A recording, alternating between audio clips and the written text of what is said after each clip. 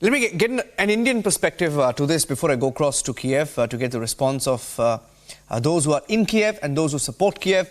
Major General J.D. Bakshi is also joining us live. Good evening, General Bakshi. Can you hear me, sir? Can't see you there. I think I just lost your frame there for a second.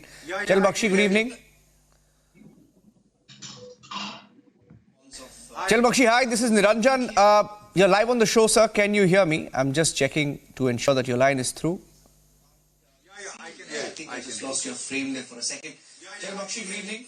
Yeah, I wanted to get your perspective, General Bakshi, of what you think of what's happened in Moscow and with Russia, and experts in Russia trying to hint at, a Ukrainian hand.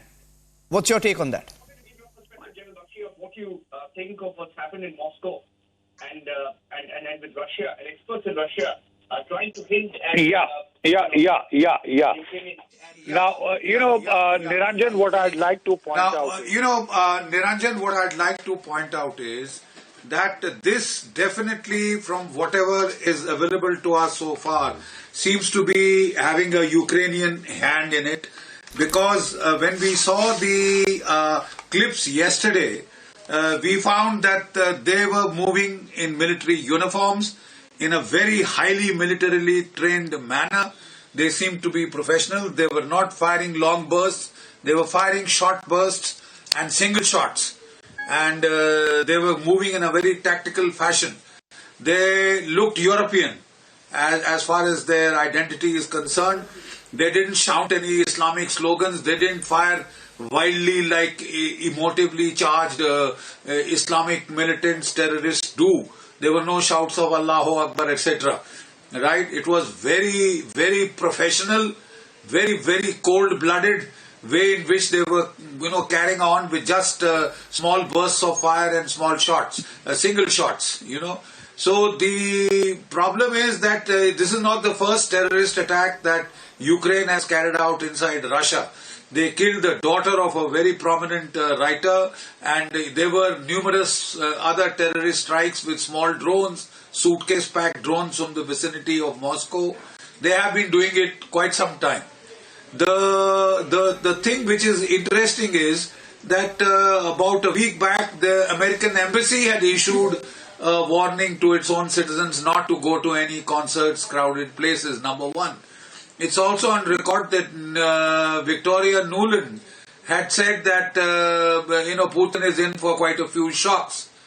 So I don't think the IS Khorasan has the capability to strike this deep inside Russia, to orchestrate this kind of a killing. Even that Dagestan, Chechen problem is quite over, it's quite done with.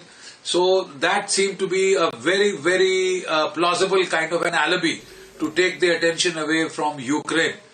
But I am afraid certificates of good conduct cannot be given from Washington. The 4 perpetrators have been caught. So this will be very soon an open and shut case, and the truth will come out. And I think it is very, very, if it is a terrorist attack sponsored by the Ukrainians, I think it is extremely in bad form. They are losing the war on the ground, but this is no way to retaliate by terrorist violence on innocent civilians. That's not quite what is done.